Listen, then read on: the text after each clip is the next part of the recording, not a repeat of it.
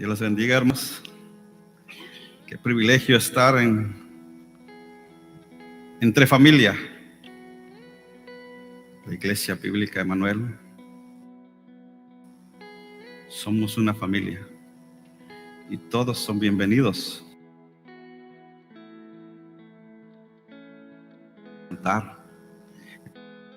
Quería cantar más fuerte. Quería adorar al Señor. Pero digo, espérate, porque tienes que hablar todavía. Cantar, Él es creador, sustentador, gobernador. Yo no sé si usted no lee la emoción que ese Señor es el que nosotros creemos. Cantar, puedo pasar por el fuego, que soplen los vientos, se agiten los mares, pues no hay sufrimiento, que no dé buen fruto a su tiempo. Estamos por fe en las manos del Señor. Yo creo que cuando la palabra del Señor mora en nuestros corazones, cantar con nuestra voz es una demostración de lo que interiormente está pasando. Quiero que abran sus Biblias. Abran sus Biblias, por favor. La carta del apóstol Pablo a Timoteo.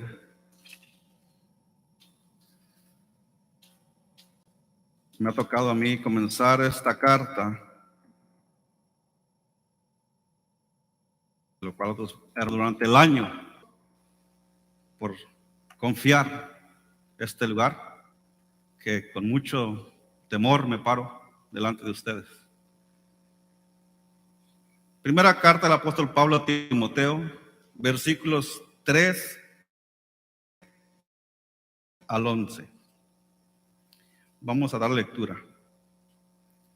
Tal como te rogué al partir para Macedonia, que te quedaras en Éfeso para que instruyeras a algunos que no enseñaran doctrinas extrañas, ni prestaran atención a mitos y genealogías interminables, lo que da lugar a discusiones inútiles en vez de hacer avanzar el plan de Dios, que es por fe. Así te encargo ahora. Pero el propósito de nuestra instrucción es el amor nacido de un corazón puro, de una buena conciencia, de una fe sincera. Pues algunos, desviándose de estas cosas, se han apartado hacia una vana palabrería. Quieren ser maestros de la ley, aunque no saben lo que dicen, ni entienden las cosas acerca de las cuales hacen declaraciones categóricas. Pero nosotros sabemos que la ley es buena si uno la usa legítimamente.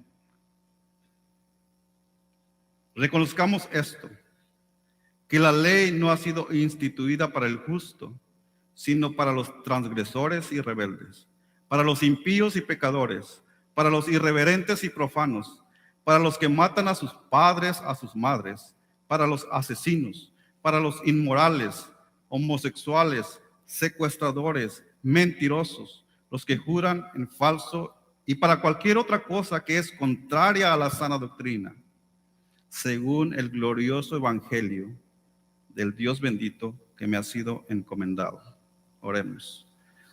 Padre, nos presentamos delante de usted, reconociendo, Señor, que su palabra es profunda, que su palabra, Señor, cambia nuestros corazones, y pedimos que esta tarde su palabra cambie nuestro corazón, nuestra manera de ver, Señor, las cosas, que cambie nuestra manera de vivir, para que podamos reflejar a su Hijo Jesucristo en nuestras vidas. En el nombre de Cristo Jesús pedimos estas cosas. Amén. El tema de esta tarde es protegiendo la sana doctrina. Protegiendo la sana doctrina. La sana doctrina es atacada. Con un poco de la historia de los peregrinos, los que llegaron, fundaron este país. Y con el monumento llamado el monumento de los antiguos.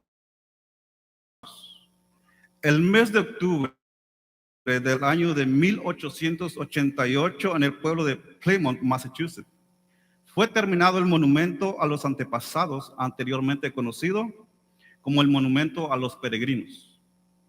Es posible que sea el monumento de granito sólido más grande del mundo. Este monumento tiene la historia grabada de los peregrinos que fueron los fundadores del país, de los Estados Unidos de América. Dato interesante, esta es la estatua original de la libertad. En el pedestal principal se encuentra una figura heroica de la fe, con su mano derecha apuntando hacia el cielo y su mano izquierda agarrando la Biblia.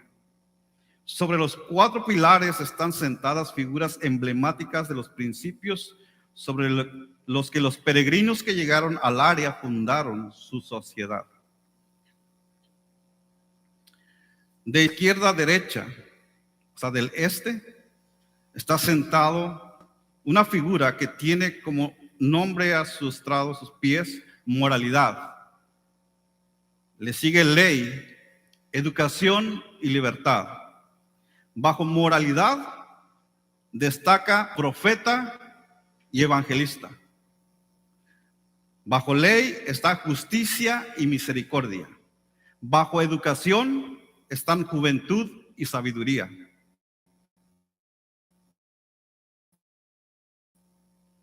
Bajo libertad destaca tiranía derrocada y paz. Estos fueron los principios e ideales que fundaron este país en el cual usted y yo estamos parados. Los peregrinos que llegaron en las embarcaciones llamadas Mayflower a Speedwell, no todos eran creyentes, pero sí todos tenían el deseo de comenzar una nueva vida en donde pudieran ser prósperos y sobre todo libres. De los 105 tripulantes del Mayflower, 35 eran miembros de la iglesia del pastor puritano John Robinson, quien es conocido como el padre de los peregrinos. Antes de que el grupo de tripulantes dejara Leiden, la ciudad en donde partió, se llevó a cabo un servicio muy solemne en la iglesia del pastor Robinson. Y el pastor eligió en su sermón, su último sermón a los tripulantes, la escritura de Esdras 8:21 como su texto. Y estas son las palabras, algunas de las palabras de su sermón. Escuchen. Te exijo ante Dios y ante los ángeles benditos que no me sigas más allá de lo que me has visto seguir a Cristo. Si Dios te revela algo por medio de cualquier otro instrumento suyo, prepárate para recibirlo como lo estarías para recibir cualquier verdad de mi ministerio. Pues yo estoy verdaderamente persuadido de que el Señor tiene más verdad y luz para desprender de su santa palabra. Esta despedida nos recuerda a la que encontramos en el libro de los Hechos de los Apóstoles, capítulo 20, 28 al 32. Pablo se despide de los ancianos de la iglesia de Éfeso diciendo las siguientes palabras: tened cuidado de vosotros y de toda la grey en medio de la cual el Espíritu Santo os ha hecho obispos para pastorear la iglesia de Dios, la cual él compró con su propia sangre. Sé que después de mi partida vendrán lobos feroces entre vosotros que no perdonarán el rebaño. Versículo 30. Y que de entre vosotros mismos se levantarán algunos hablando cosas perversas para arrastrar a los discípulos tras ellos. Por tanto, estad alerta, recordando que por 3 años de noche y día no cesé de amonestar a cada uno con lágrimas. Ahora os encomiendo a Dios y a la palabra de su gracia, que es poderosa para edificaros y daros la herencia entre todos los santificados. Estas palabras de Pablo se han venido cumpliendo hasta nuestros días. lobos feroces con sacos y corbatas han entrado en las congregaciones con el único propósito de detener la obra de Dios, dividiendo iglesias y distorsionando el evangelio. Pablo fue el fundador de la iglesia en Éfeso. Conocía bien la cultura y religión que ahí prevalecía. La gente en Éfeso participaba la adoración a la diosa Artemisa, una diosa de la fertilidad, de la magia y de la astrología. Artemisa no fue la única deidad adorada en la ciudad de Éfeso. Otras deidades, otros dioses venerados también fueron Roma, Isis y Serapis, solo por nombrar algunos. El gnosticismo, un movimiento religioso que resaltó una filosofía superior, probablemente estaba presente en el mercado de las creencias religiosas también. Éfeso era conocido como un lugar de actividad demoníaca, la cuna de la actividad demoníaca. Este breve contexto, vuelo de pájaro, nos prepara para entender la razón por la cual Pablo escribe a Timoteo, pastor que se encontraba en la iglesia de Éfeso en ese entonces. La iglesia estaba siendo atacada por falsos maestros. Es muy posible que esos falsos maestros eran obispos y maestros dentro de la iglesia, quienes Timoteo tenía la responsabilidad de detener, de frenar, de ponerles un alto, un hasta aquí, un basta. La única manera de contrarrestar las falsas enseñanzas es enseñando la verdad, capacitando a hombres fieles, quien Dios ha llamado al ministerio para ser supervisores, episcopos, es la palabra original, ancianos, presbíteros. Aunque la responsabilidad recae mayormente sobre los líderes de vigilar y guardar la doctrina, en realidad Dios ha delegado esa misma responsabilidad a toda la iglesia, no solamente los líderes. Toda la iglesia es responsable de guardar la doctrina, de guardar la palabra. 1 Timoteo 3, 14 y 15 dice: te escribo estas cosas esperando ir a ti pronto, pero en caso que me tarde, te escribo para que sepas cómo debe conducirse uno en la casa de Dios. Y describe quién es esa casa de Dios. Es la iglesia del Dios vivo, columna y sostén de la verdad. Esa es la iglesia, columna y sostén de la verdad. Somos responsables de cuidar lo que se enseña. Nosotros, toda la iglesia, los líderes tienen su responsabilidad. Como miembros tenemos la responsabilidad también de orar por nuestro líder. Cuando predica, tenemos que ver si las escrituras están acorde con lo que está predicando. Cuando el ser humano tiene algo de valor, lo guarda en bóvedas de alta seguridad para que nadie pueda tener acceso a ella. Dios no usa bóvedas hechas por manos humanas para guardar su bendita palabra, sino la ha depositado a la vista de todos. No tiene por qué esconderla. Y la ha depositado en el cuerpo de Cristo, que es la iglesia. Y la iglesia no son 4 paredes. Tampoco un grupo de personas que se sienta cada domingo para escuchar un sermón. La iglesia es formada por personas arrepentidas, perdonadas y regeneradas, quienes por su fe puesta en Jesucristo han recibido el perdón de sus pecados y la vida eterna. Pero es necesario que estén siendo cuidados y alimentados con el alimento espiritual no adulterado, que es la palabra del Señor. He ahí la responsabilidad de proteger, de cuidar a capa y espada la sana doctrina. Usted y yo tenemos la responsabilidad de cuidar la palabra del Señor. Las enseñanzas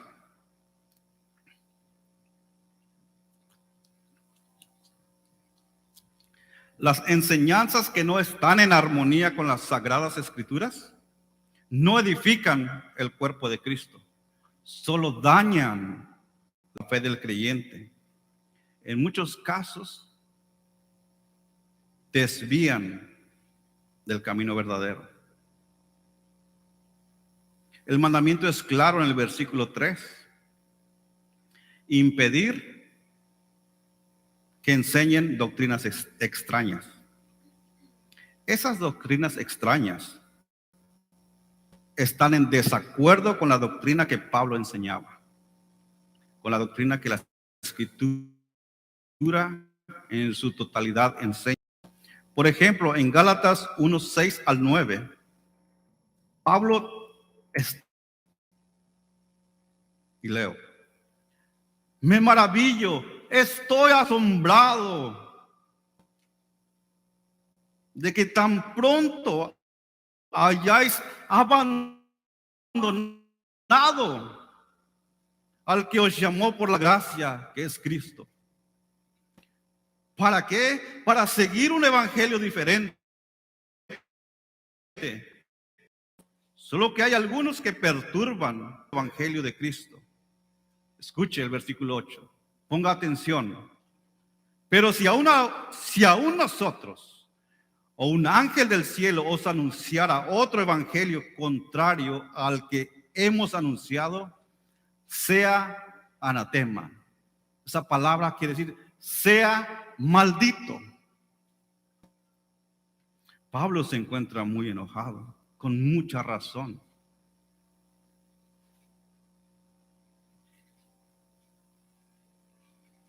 No solamente porque los falsos profetas estaban enseñando doctrina diferente, sino que los creyentes la habían aceptado como verdad.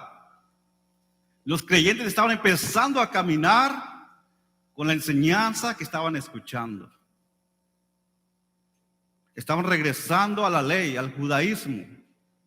La culpa no es solo del que enseña, sino también del que escucha. Ojalá todos los creyentes sean como los de Berea, que escudriñaban las Escrituras, estudiaban las Escrituras para estar seguros de que las palabras que Pablo y Silas enseñaban eran verdad. Me temo que hoy en día no hay muchos cristianos con estas características de los bereanos. En la actualidad, muchos están siendo alimentados por predicadores en las redes sociales.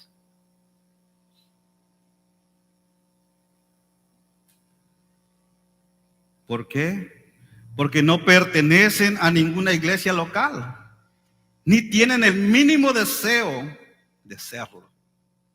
La membresía no les importa, no les interesa.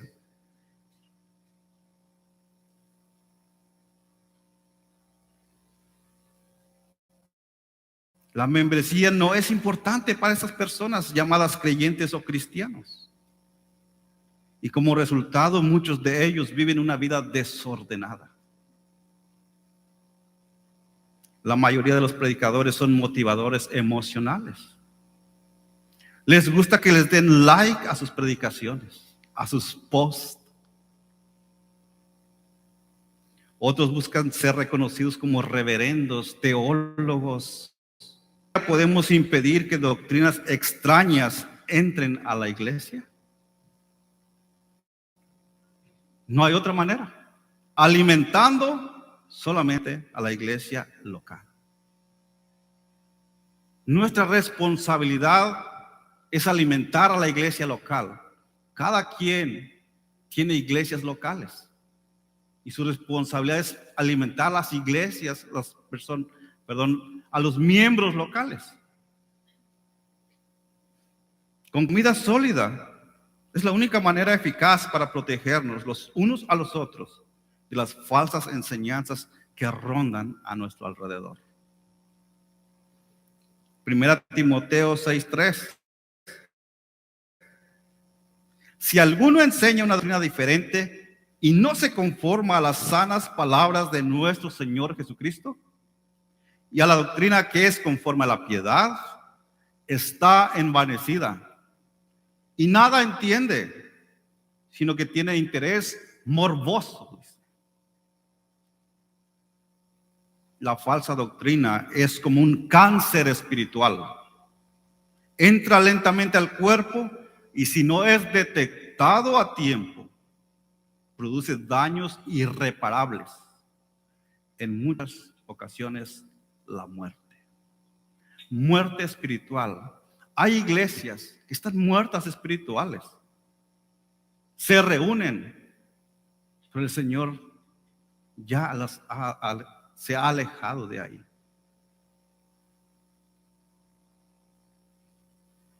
Las enseñanzas extrañas tienen un solo propósito: detener el maravilloso plan de Dios. El plan de Dios es un plan eterno. Por tanto, nada ni nadie podrá detenerlo. Amén. Nada ni nadie podrá detener el plan de Dios. Satanás intentó detenerlo en el huerto del Edén, haciendo caer en desobediencia a Eva. Pero eso no significa que Dios cambió su plan. De ninguna manera.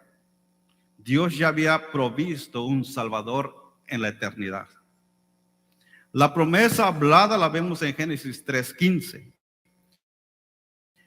Pondré enemistad entre tú y la mujer, hablando a la serpiente, entre tu simiente y la simiente de ella.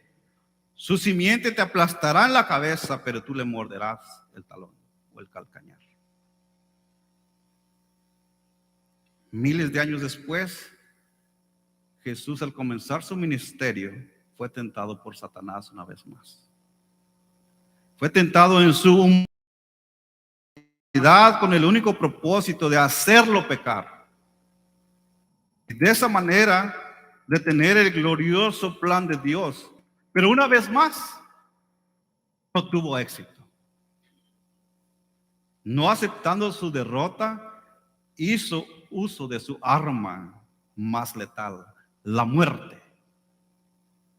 Sin embargo, Jesús mismo dijo en Juan 10:18, nadie me quita la vida, sino que yo la doy por mi propia voluntad. Tengo autoridad para darla y tengo autoridad para tomarla de nuevo. Este mandamiento recibí de mi Padre. Y así fue.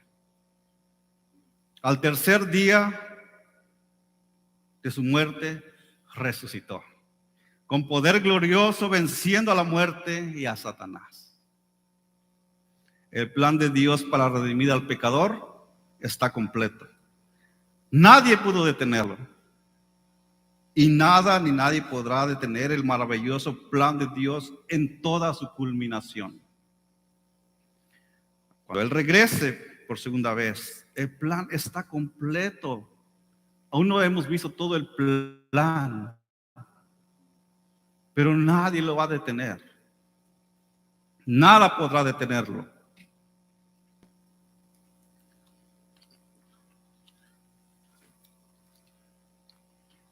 El maravilloso plan de Dios terminará cuando venga por su esposa, que es la iglesia.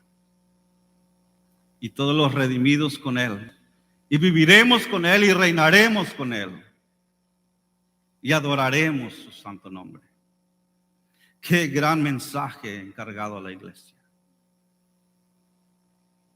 Este es el mensaje que la iglesia debe proclamar.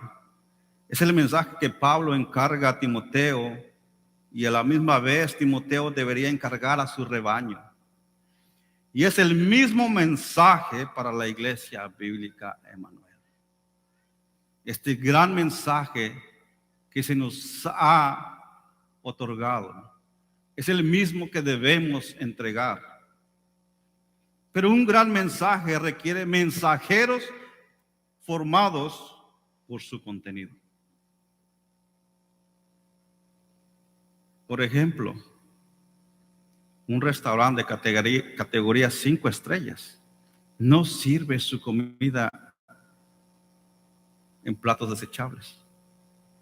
¿Verdad que no? Un restaurante, comida rápida, tampoco va a servir su comida en losas, en porcelana. ¿No? Tiene que ir acorde a lo que es. Asimismo, el evangelio no puede ser entregado por personas inconversas. Eso no es posible. Egoístas o charlatanas. En el versículo 5, Pablo revela el mensaje y los aspectos que el mensajero debe ser. Ese mensaje es la suma, el conjunto, el resto. No hace mal al prójimo, por lo tanto, el amor es el cumplimiento de la ley. Romanos 13:10. El fundamento es la fe. El fin, el propósito es el amor. Como lo estamos viendo en las clases. Santiago. Fe sin obras es muerta.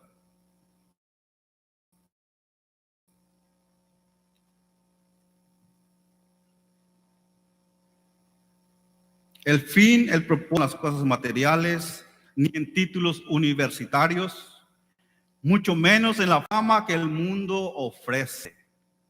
Solo se encuentra en una persona y se llama Jesucristo. Todos los que proclaman este mensaje deben ser personas transformadas por el evangelio. El mensajero ha de tener 3 aspectos importantes que nos da nuestro pasaje: un corazón puro, una buena conciencia y una fe sincera. Un corazón puro, una buena conciencia y una fe sincera. El mensaje de amor brota, nace como una fuente de agua que sale de ellos, judíos y gentiles, purificando por la fe sus corazones. A ambos, judíos, gentiles. No hace distinción de personas. ¿No es eso maravilloso? Eso es grandioso. Es más que maravilloso, es un regalo divino. Que siendo gentiles, estemos también incluidos en el plan eterno de Dios. Hemos sido conocidos desde la eternidad. Este mensaje no solamente brota de un corazón limpio, sino de una buena conciencia. Una conciencia librada de culpa por el efecto de una fe sana en Jesucristo. La conciencia es el único juez a quien no se puede sobornar. La conciencia es el único juez a quien no se puede sobornar. Pero ese juez ha sido satisfecho por las obras de Jesucristo. Ahora las puertas de la cárcel son abiertas y el amor puede salir libremente para servir, para hacer obras, sin que ninguna ley le impida hacerlo. Es totalmente libre. Segunda Timoteo 1:3. Gracias a Dios, a quien sirvo con limpia conciencia, como lo hicieron mis antepasados.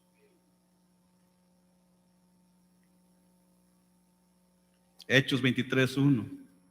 Entonces Pablo, mirando fijamente al concilio, dijo: hermanos, hasta este día yo he vivido delante de Dios con una conciencia perfectamente limpia. Para Pablo, el entendimiento es la habitación de la conciencia. El corazón es donde mora el amor. Ese tercer aspecto es una fe sincera. No una fe hipócrita, muerta y estéril, sino una fe que obra por amor. Porque en Cristo Jesús La circuncisión ni la incircuncisión significan nada, sino la fe que obra por amor. Gálatas 5:6.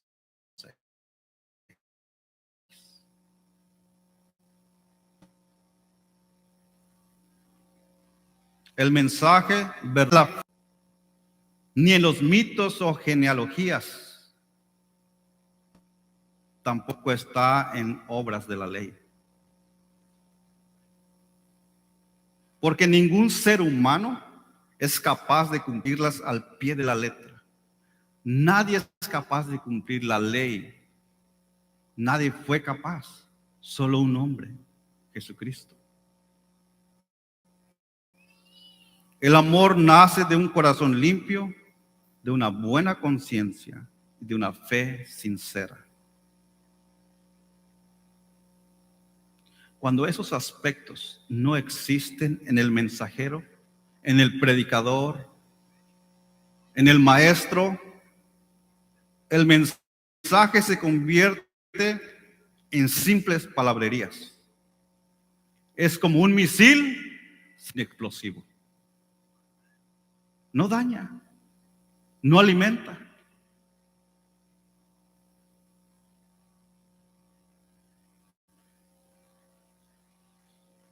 Los falsos maestros creen tener conocimiento bíblico. Muchos de ellos hasta afirman que Dios les habla audiblemente antes y durante su predicación o enseñanza. Y usted los puede ver en la televisión, en las redes sociales, también se encuentran en nuestra ciudad, en Garland. Y aún más están dentro de las mismas congregaciones. Debemos estar alertas. Este es un llamado a proteger la sana doctrina, pero para protegerla debemos estar alertas. Ese tipo de maestros falsos era quien Timoteo debía de tener. Y la forma de hacerlo era enseñando el propósito verdadero de la ley, con el cual ellos estaban usando o mal usando.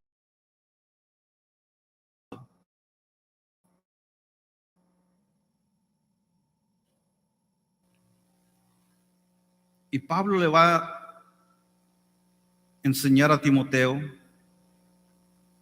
le va a dar una lista y le va a dar el propósito de la ley, la explicación acerca de la ley. Y cómo estos charlatanes la estaban mal usando. Un instrumento que era usado, la ley, el propósito, para guiar a todos a Jesucristo, lo estaban mal usando.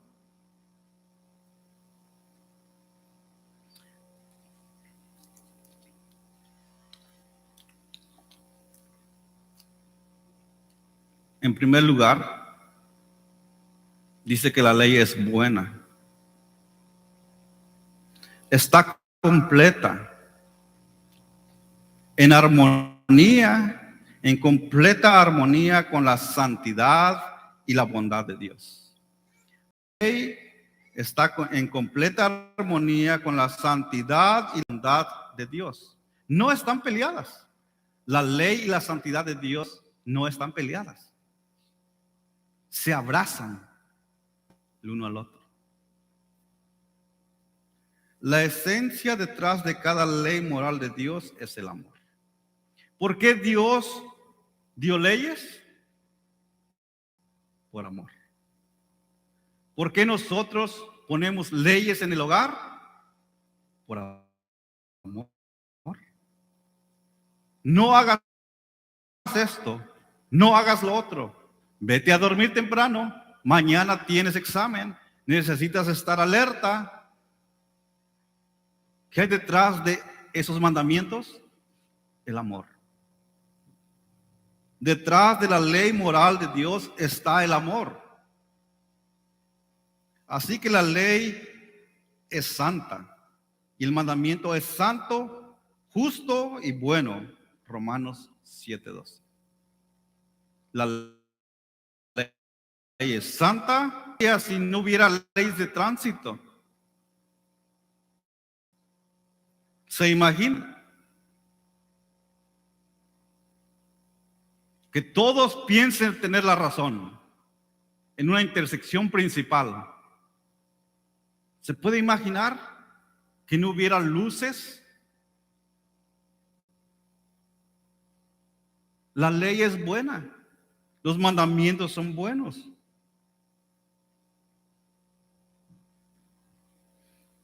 La ley en sí no es mala, no hace daño, sino todo lo contrario. La ley no fue dada a quien obra bien. La ley no es para el justo. Dice Pablo, la ley no es para el que porta bien. No es mala, no hace daño, sino todo lo contrario. La ley no fue dada a quien obra bien, sino para el desobediente. La ley fue dada para el desobediente. Para todos, todos somos desobedientes. Pero vamos a ver cómo Pablo va a explicar esto. La ley no aplica al creyente que están por fe en la justicia de Cristo. La ley no aplica al creyente que están en fe, por fe en la justicia de Cristo, la cual es imputada por la justificación. Romanos 6:14. Porque el pecado no está bajo la ley, sino bajo la gracia. Romanos 6:14, una vez más. Dominio sobre vosotros, pues no estáis bajo la ley, sino bajo la gracia. En otras palabras, el creyente regenerado no necesita la ley. Cuidado. No necesita la ley si está siendo obediente a las Escrituras. Sin duda alguna, a medida que el hombre interiormente guiado, a medida que el hombre es interiormente guiado por el Espíritu, gradualmente sus obras comenzarán a mostrar el fruto del Espíritu. Cuando somos guiados por el Espíritu, gradualmente la ley va a ser algo que no necesitamos. Es lo que Pablo está diciendo. Delante de Dios somos justificados. Ya somos salvos. Pero en nuestro diario vivir, la ley va a ser el fruto de nuestra justificación. ¿Y cuál es el fruto del Espíritu? Esto es lo que el creyente debe ser, debe tener. Y lo vemos en una lista que da Pablo a los Gálatas. En Gálatas 5, 22 y 23.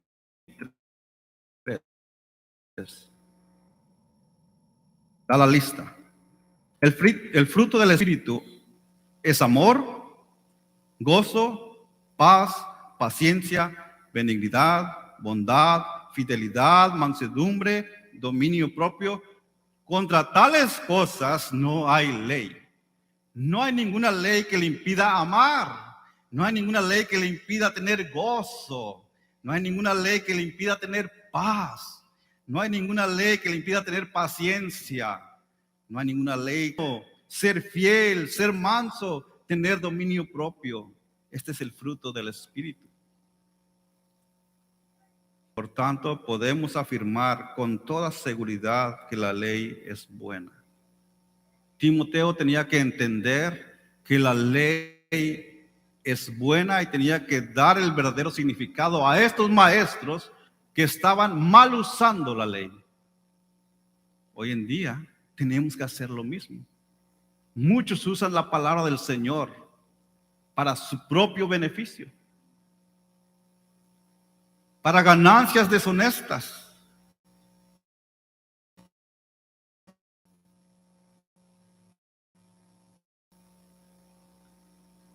tercer y cuarto mandamiento. ¿Qué dice el tercer y cuarto mandamiento? El tercero dice, no tomarás el nombre del Señor tu Dios en vano.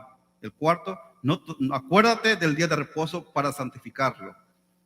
Y mire estos pecadores perversos que enlista Pablo: los transgresores y desobedientes, impíos y pecadores, irreverentes y profanos, personas sin compasión o piedad por nada ni nadie. No tienen temor de Dios, son carnales, deshonestos, corrompidos. El siguiente grupo: pecadores en contra del quinto mandamiento. ¿Cuál es el quinto mandamiento? Honra a tu padre y a tu madre. ¿Para qué? Para que tus días se alarguen en la tierra que Jehová tu Dios te da. ¿Qué estaban haciendo estas personas? En unas traducciones dice que son los parricidas y los matricidas. ¿Qué es un parricida? ¿Qué es un matricida? El parricida es aquel que le quita la vida a su padre, a su madre, hijos, cónyuges, la familia. El matricida, que le quita la vida a la madre. Parricidas, matricidas. En contra del mandamiento número 5. Pablo está enseñando a Timoteo, mira, ellos se portan así y están transgrediendo la ley y dicen que conocen la ley. Pecadores contra el sexto mandamiento. El sexto mandamiento simplemente dice, no matarás. ¿Quiénes son esos pecadores? Dice Pablo, los homicidas. ¿Quién es un homicida? Personas que le quitan la vida a otro sin que exista motivo alguno, por placer. ¿Hay ese tipo de personas? Sí las hay. Que por placer anda quitando la vida a otra persona.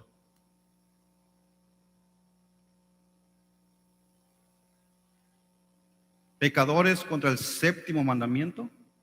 Pablo dice, los inmorales. El séptimo mandamiento dice, no cometerás adulterio. ¿Quiénes son los inmorales? Personas deshonestas, lujuriosas, infieles, etcétera, etcétera, etcétera. Ahora nos va a decir pecadores contra el octavo mandamiento. ¿Qué dice el octavo mandamiento? Dice, no personas, los secuestradores. ¿Quién es un secuestrador? Personas ampones, malandrines, como los conocemos, criminales, que tratan a personas como negocio, quitándole su libertad. ¿Los hay? Bastantes. Pecadores contra el noveno mandamiento. ¿Qué dice el noveno mandamiento?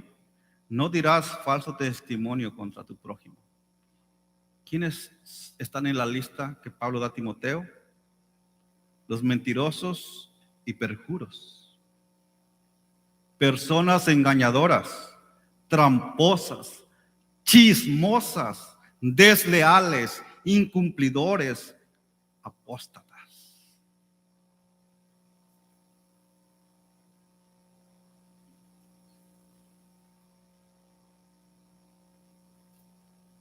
El décimo mandamiento Pablo no lo describe porque él estaba enfocado en resaltar a los más perversos, los pecados más morbosos que estaba existiendo. El décimo mandamiento dice, no codiciarás la casa de tu prójimo, no codiciarás la mujer de tu prójimo, ni su siervo, ni su criada, ni su buey, ni su asno, ni alguna cosa de tu prójimo. Él simplemente, Pablo dice, todos aquellos que se oponen a lo que es la sana doctrina. Todos aquellos. termina Pablo esta lista de pecadores, exponiendo a estos maestros de la ley, quienes se jactaban de su perfección más elevada por medio de la ley. Ellos creían estar en el nivel más alto porque conocían la ley, pero Pablo los expone: ustedes no conocen la ley. Es más, ustedes se han rebajado al nivel más bajo de una manera vergonzosa.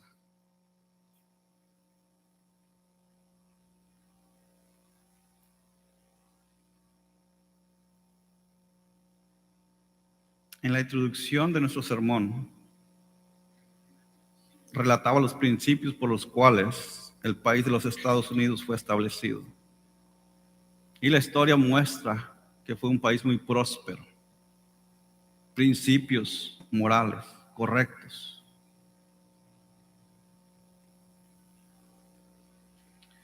$400 años más tarde, en nuestra actualidad, vemos las consecuencias de un país que poco a poco fue olvidando de la promesa hecha por aquellos peregrinos. Y el país se encuentra en un caos. Ninguna ley terrenal tiene el poder para corregir las consecuencias de un país que se ha alejado del único Dios soberano, lleno de amor y misericordia. Estados Unidos fue el país que más misioneros enviaba alrededor del mundo. En nuestros días es el país que más necesita ser evangelizado. Ahora misioneros están llegando al país. ¿Por qué? Porque se alejaron. Y es aquí donde nos encontramos. El llamado esta tarde es a proteger el evangelio, cuidarse de los falsos maestros, no prestando atención a vanas palabrerías, sino purificar nuestro corazón y nuestra conciencia, sin hipocresía, a través de su palabra. ¿Para qué? Para compartir el evangelio, que es poder de Dios para salvación a todo el que cree.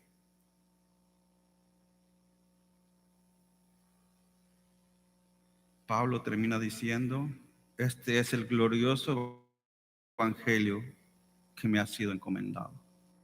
A mí se me encargó y te lo encargo a ti, Timoteo. Y hoy dice: te lo encargo a ti. Es para nosotros también. Esa responsabilidad cae sobre nosotros también. Sobre usted. Sobre mi persona. Quiero simplemente terminar leyendo la síntesis del evangelio dado por el apóstol Pablo a la iglesia de Corinto. Porque quizás diga: ¿cuál es el evangelio? ¿Qué es el evangelio? Simplemente voy a leer lo que Pablo dice, porque eso sería otro sermón y se me van a dormir. Pablo, cuando se despidió, duró toda la noche hablando. Que Eutico se cayó, porque eran las 12 de la noche y Pablo seguía hablando. Eutico, sentado en la ventana, le ganó el sueño, pum, cayó y murió. Pablo corre, se echa sobre él, ora, se levanta. Yo no soy Pablo. Si algo pasa aquí. Pero voy a leer la síntesis del evangelio, que es poder de Dios para salvación.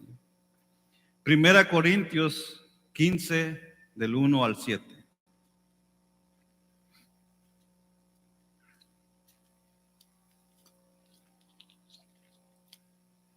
Ahora os hago saber, hermanos, el evangelio que os prediqué, el cual también recibisteis, en el cual también estáis firmes, por el cual también sois salvos, si retenéis la palabra que os prediqué, a no ser que hayas creído en vano. Versículo 3. Porque yo os entregué en primer lugar lo mismo que recibí, tal y cual lo recibí, así os he entregado. Y es lo que está haciendo con Timoteo. Que Cristo murió por nuestros pecados conforme a las Escrituras, que fue sepultado y que resucitó al tercer día conforme a las Escrituras, que se apareció a Cefas y después a los 12. Luego se apareció a más de 500 hermanos a la vez, la mayoría de los cuales viven aún, pero algunos ya duermen. Después apareció Jacobo, luego a todos los apóstoles, y al último de todos, como a un nacido fuera de tiempo. Otras traducciones dicen como abortivo, se me apareció a mí. Pero ahí está el Evangelio. Cristo murió por nuestros pecados conforme a las Escrituras. Fue sepultado y resucitó al tercer día conforme a las Escrituras. Por eso es importante guardar, preservar la palabra del Señor, porque es la única que puede transformar corazones. Es la única que puede alimentarnos a nosotros, que ya hemos sido regenerados. Oremos. Padre, gracias.